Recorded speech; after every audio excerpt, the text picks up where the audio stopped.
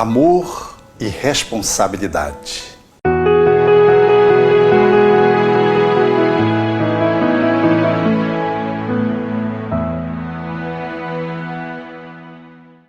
O ser humano é, por natureza, um ser falível. Por ser um espírito que está em processo de aprendizagem, ele comete equívocos, ações inadaptadas. Aqui e acolá age mais ou menos desastradamente. Isso é natural de quem faz uma jornada. A forma de lidar com os erros humanos é que faz a diferença se ajuda o ser humano nesse caminho ou se o atrapalha. Se a forma como se intervém em face da sua movimentação inadequada, ela é ecológica em relação a ele, em relação à sociedade, em relação à terra, ou se ela é antiecológica, ou seja, atrapalha a sua ecologia pessoal, familiar, social e planetária. Por isso, é de bom tom que se avalie cuidadosamente como é que se lidar com o erro do ser humano. Como é que se intervém em face desta ou daquela atitude que não esteja adequada. Assim, nós vamos perceber que, historicamente, não temos sido muito felizes na forma de poder tratar essa questão do ser humano. Desde uma leitura bíblica, que às vezes se faz de uma forma literal, esquecendo-se o texto formoso, poético, metafórico, para estabelecer na atitude de Adão e Eva em face do divino e do fruto que foi comido na desobediência, para tratá-lo como um equívoco que até hoje nos implica numa consequência negativa do pecado original e que, de alguma forma, nos atrela ao movimento de culpabilidade. Esse jeito restrito, pequeno, superficial, de tratar a literatura religiosa e que permite ao ser humano se sentir menos do que é, quase que um ser exilado da divindade, ensejou de que as religiões, numa interpretação igualmente inadequada e às vezes manipuladora, pudesse valer-se disso para fazer um domínio sobre o ser humano, para poder manipular as consciências e às vezes para levar vantagens de natureza material, pessoal, atendendo interesses inconfessáveis. Assim, dependendo da forma como a religião ela se posiciona enquanto instituição, ou dependendo da forma como os religiosos se colocam dentro da instituição religiosa, há uma abordagem que é às vezes primitiva, selvagem, e onde o conteúdo de culpa é utilizado como um processo de manipulação. E ao invés do ser humano encontrar alívio, consolo, afago, amparo, ele encontra reprimenda, agressão, violência e, sobretudo, ele encontra motivos para baixa autoestima. A religião valeu-se do pecado original e vale-se hoje dos pecados que os seres humanos colocam para poder estabelecer, às vezes, uma relação de poder com domínio. Como se aquele religioso que estivesse tomando a palavra divina e pudesse estar representando a instituição religiosa, ele não fosse da mesma matéria-prima do que aquele que o ouve. Como se aquele condutor não fosse do mesmo grupo. Na verdade, todos somos ovelhas. Há um só pastor, que é o Mestre Divino, Jesus. Todos somos aprendizes. Alguns estão mais à frente, outros estão mais atrás. Quem está mais atrás dá a mão para quem está na frente. Quem está à frente dá a mão para quem está mais atrás. Mas sempre diante de alguém, tem alguém acima e abaixo. Todos estamos interconectados na grande escolaridade do aperfeiçoamento e da aprendizagem. Como alguém que está na educação infantil, outro está no 2º grau, outro está no 3º grau, outro está no doutorado, outro está no pós-doutorado. Assim, comparativamente, o que se faz na escolarização do ser humano, cognitivamente falando, no movimento intelectual do ser humano, também do ponto de vista espiritual e moral, nós estamos nessa mesma escalada, quando estamos nos situando na escada de Jacó, fazendo o nosso caminho.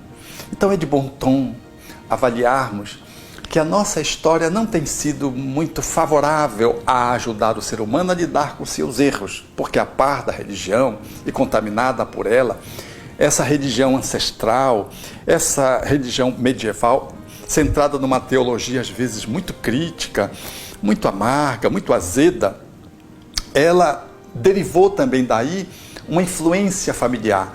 A família trata repressivamente no processo da educação. A educação passou a ser tirânica. Os erros dos filhos passam a ser tratados como processos de criminosos. Como que? Ou seja, você estabelece a violência, às vezes agride a criança, estabelece uma agressão pelo menos verbal, destrutiva, desqualificadora, como se o ser tivesse que nascer já sabendo. E aqueles que deveriam ser os educadores, positivamente falando, passam a ser os tiranos domésticos, passam a ser os repressores das condutas que deveriam ter um outro olhar, mas passam a ter um comportamento efetivamente castrador, o que nada ajuda o educando, o filho. A escola também, às vezes, contempla o aluno desse jeito, e processos punitivos, atitudes que, às vezes, resvalavam para processos de repressão e de punição, ainda hoje, aqui e acolá, respingam as escolas, a despeito dos grandes educadores terem postulado atitudes diferentes. Mas as instituições não conseguem, muitas vezes, reproduzir esses mestres da educação. Do mesmo jeito, do ponto de vista social, quando surge a forma de lidar com a criminalidade.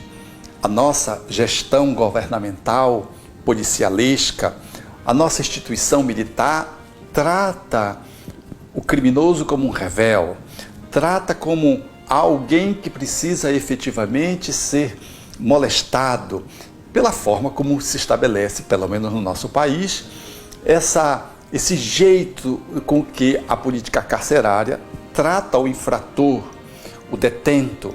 É uma forma absolutamente desqualificadora, não apreciável nem para um animal, quanto mais para um ser humano, caracterizando bem um gesto de devolução ao criminoso com um crime maior, que é de desqualificá-lo, escolarizá-lo no crime, persegui-lo, molestá-lo, castigá-lo, puni-lo, em nada ajudando o ser humano a assumir a responsabilidade que ele deveria assumir pelos seus atos. Assim, que olhar nós deveríamos estabelecer para avançar numa outra perspectiva de compreensão acerca dos erros, dos equívocos humanos? Vejamos.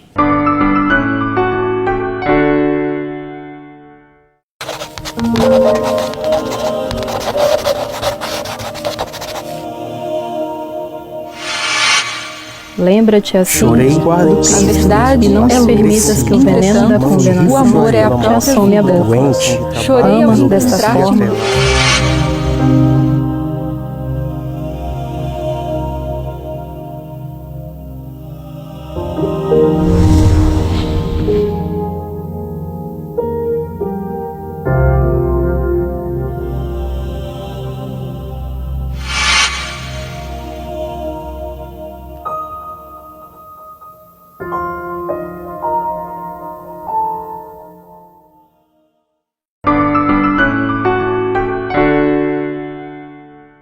Portanto, quando olhamos esse cenário mundial das culturas, das escolas, das religiões, esse cenário com que a família acolhe o erro ou lida com o equívoco, a infração ou o crime, talvez nós precisaríamos refazer alguns postulados de modo a que pudéssemos sair dessa posição punitiva, castradora, castigadora, repressora e desqualificadora do ser humano, que precisa de um outro olhar a fim de que ele possa se reconstituir.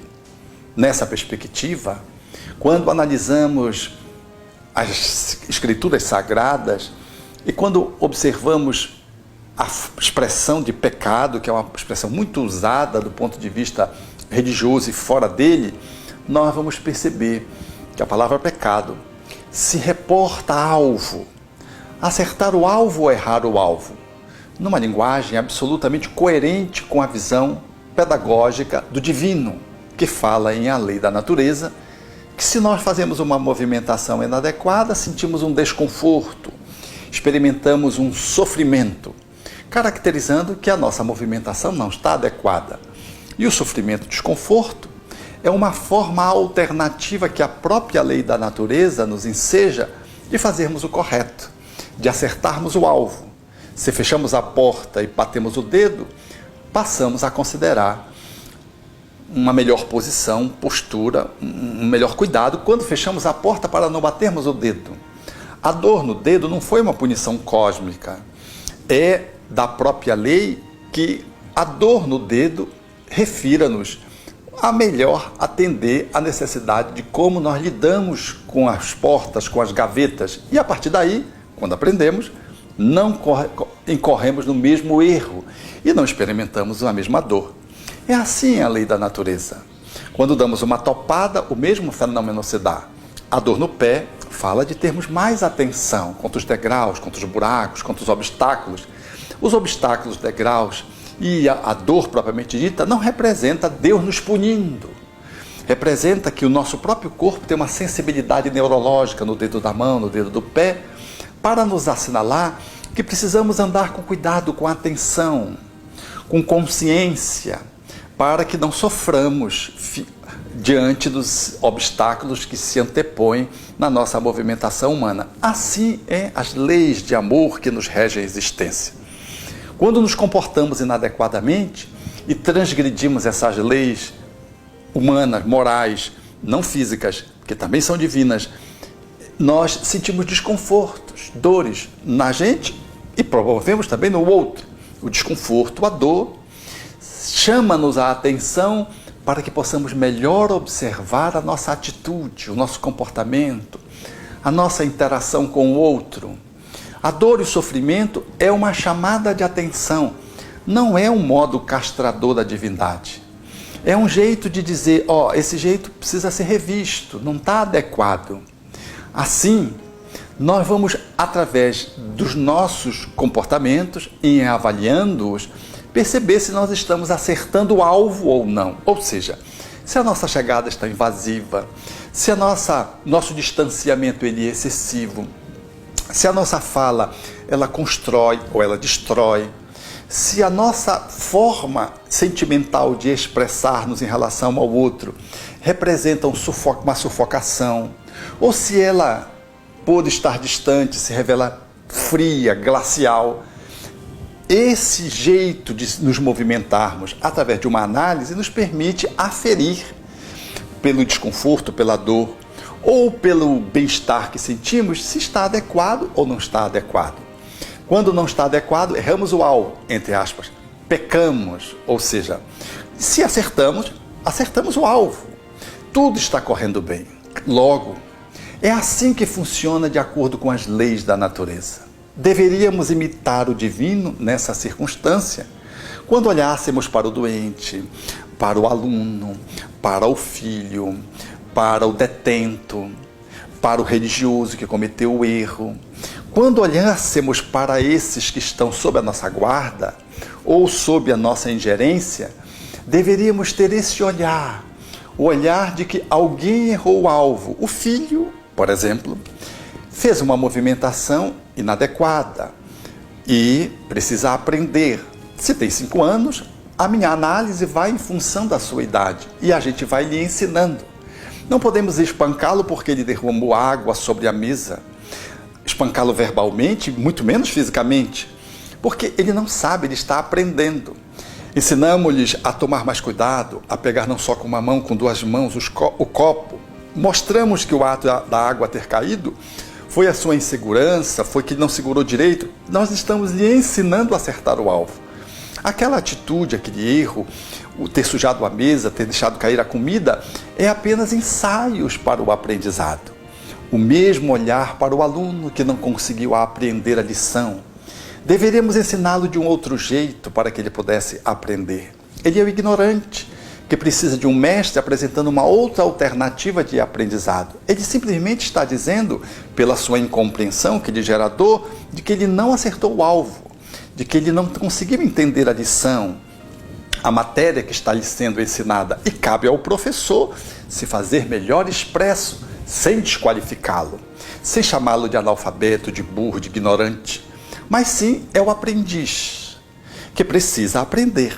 E para aprender, alguém compartilha com ele o aprendizado. Do mesmo jeito, o médico em relação ao doente, que adoece, em função da transgressão de leis biológicas e psicológicas que, desrespeitadas, acabam gerando dor, doença. O médico é aquele que deveria esclarecer, não só passar remédios, mas ensinar o seu paciente a observar melhor as leis que regulam o equilíbrio do nosso corpo, a relação do nosso psiquismo com o nosso corpo, e assim lhe ensejar uma maior saúde de natureza preventiva e terapêutica, lidando com aquele que está sob essa sua guarda. Do mesmo ponto de vista, o religioso, que ao invés de tacar a lenha no pecador para lhe explorar economicamente o indulto do seu erro, deveria esclarecê-lo de que ele é divino e ele simplesmente, se errou o alvo, poderá aprender, observando valores morais que ele desrespeitou. Vejam, o olhar é inteiramente diferente. O Espiritismo, portanto, traz essa perspectiva de compreensão para tratar amorosamente o erro, apresentando ao erro a atitude de responsabilidade, que, como vamos ver no próximo bloco, é fascinante. Você já conhece a Livraria da FEB? Não? Vem comigo! Aqui você encontra os lançamentos da FEB Editora. Os livros espíritas mais procurados, DVDs com grande variedade de conteúdo produzidos pela FEB TV, além de livrinhos infantis que irão fazer a alegria da criançada. Tudo isso com o conforto, a qualidade e a cortesia que a FEB sabe proporcionar. Venha nos visitar!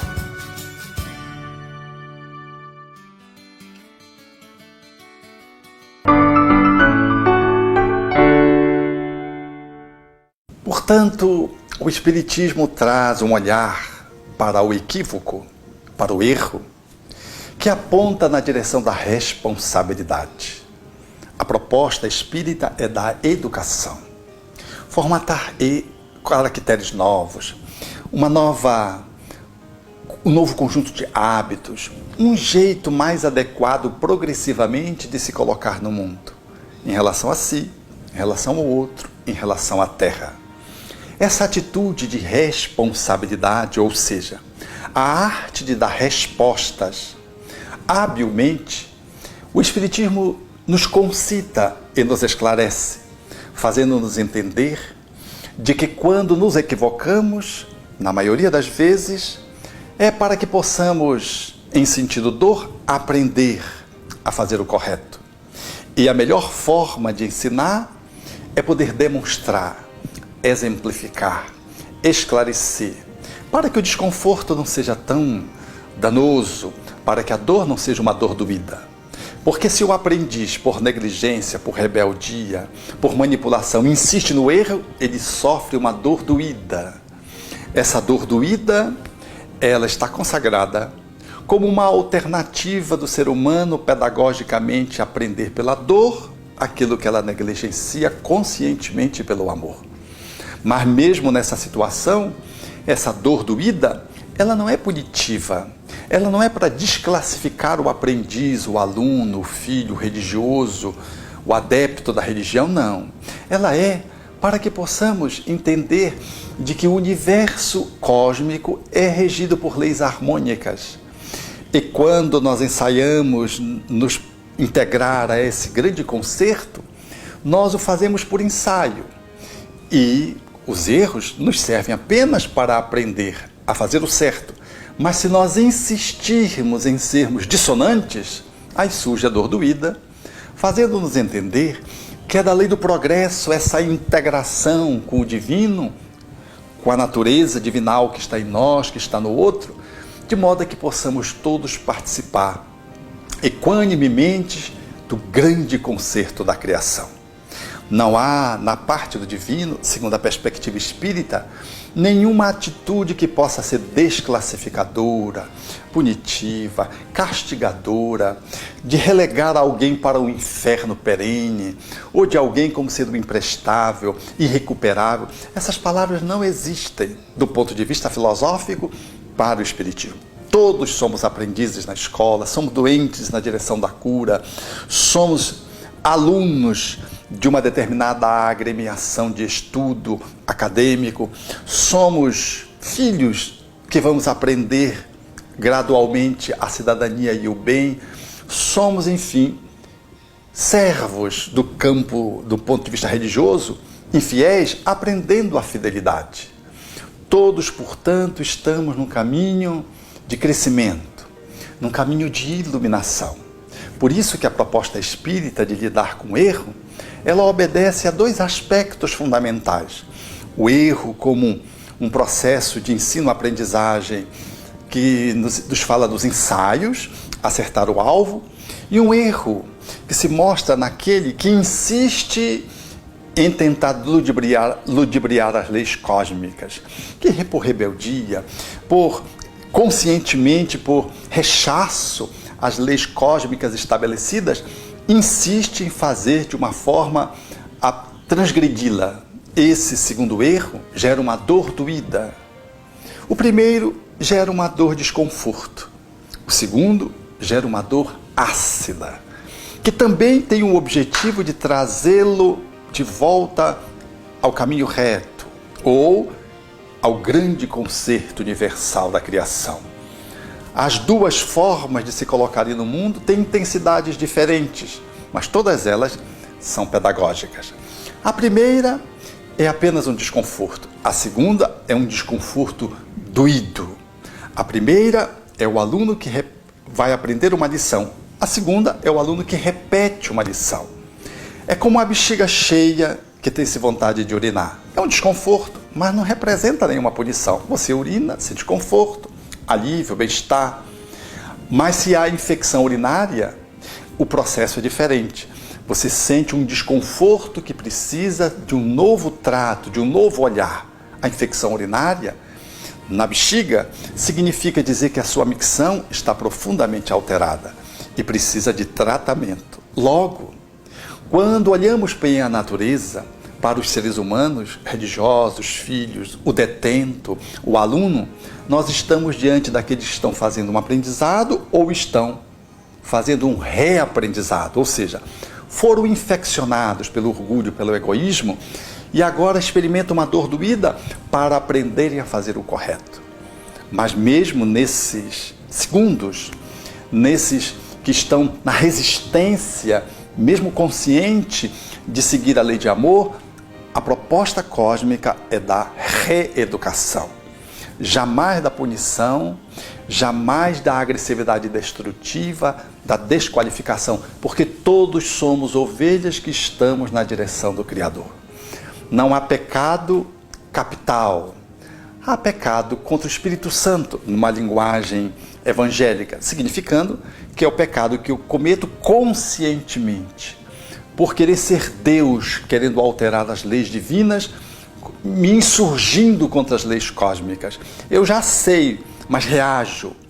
Esse é um pecado contra o Espírito Santo, porque é o pecado do rebelde, é o pecado do inconformado, do insurgente. Mas mesmo para esse, a dor que advém, ela advém como uma alternativa de que ele aprenda a amar. A despeito do caminho ser tão sofrido, mas é pedagógico. A dor é pedagógica nessa circunstância. Por isso o Espiritismo nos enseja a amar, Os seres humanos, considerando que os seus erros são ensaios e que as melhores respostas é a da responsabilidade, a capacidade que eu tenho de responder amorosamente a algo que não ficou bem posto, ao alvo que eu não conseguir atingir.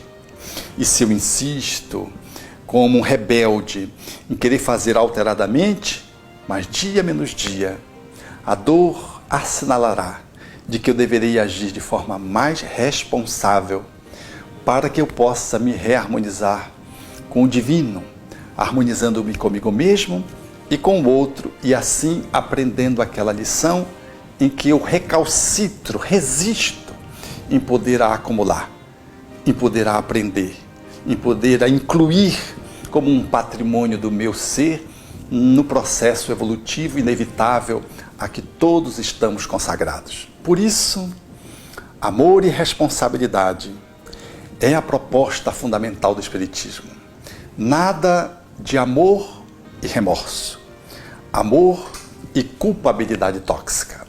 Amar um pouquinho mais através da habilidade da resposta para os nossos ensaios de aprendizagem é o convite que não deve tardar para nenhum de nós.